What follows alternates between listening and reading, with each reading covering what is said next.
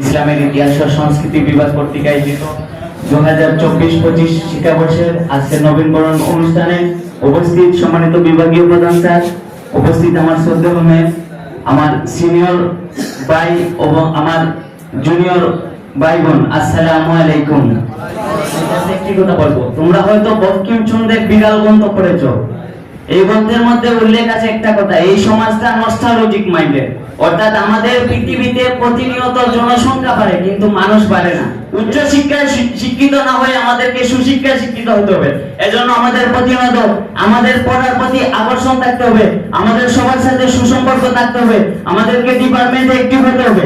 আমরা চাই না আমাদের মধ্যে কেউ জোরে পড়ুক। আমরা অনেকেই দেখি টাকার অভাবে অনেকে অনার্সের চান্স পায়, কিন্তু কলেজে সেশন ফি দিতে পারে না, এই দেখে পড়ালেখা থেমে যায়। এটা হচ্ছে আমাদের ব্যর্থতা।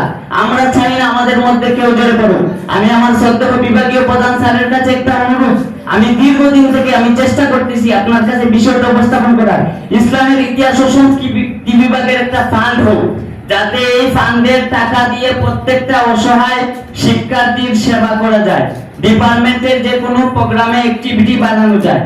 আমাদের উচিত, যেমন আমরা সেশন ফি জমা দেই, আমরা মিনিমাম প্রত্যেকটা বেচে 100 থেকে 50 জন শিক্ষার্থী আছে, আমরা যদি 100 টাকা করে ডিপার্টমেন্টে জমা দেই, আমরা প্রত্যেক বেচ থেকে সর্বনিম্ন 5000 টাকা পাই। আমাদের মিনিমাম 7টা বেচ আছে, আমরা সর্বোচ্চ বছরে 30 থেকে 35,000 টাকা পাই। এই টাকা দিয়ে কি কাজ হবে? আমার ডিপার্টমেন্টের উন্নয়ন হবে। আমার অনেক মেধাবী ছাত্রছাত্রী ভাই বোন আছে যারা অসহায়, টাকার অভাবে পড়তে পারে না, বই কিনতে পারে না, আমরা তাদেরকে হেল্প করতে পারবো, আমরা ডিপার্টমেন্টে ট্যুর দিতে পারবো। এ থেকে আমাদের উন্নয়ন সাধন হবে না? তাহলে আমাদের কি করা উচিত? আমাদের ঐক্যবদ্ধ হয়ে কাজ করা উচিত। আমি আর আমার বক্তব্য দীর্ঘায়িত করবো না। আমি আশা করবো আমার বিষয়টা আমার বিভাগীয় প্রধান স্যার মনোযোগ সহকারে দেখবেন। আমি আন্তরিক ধন্যবাদ ও কৃতজ্ঞতা প্রকাশ করছি সবার প্রতি। আসসালামু আলাইকুম।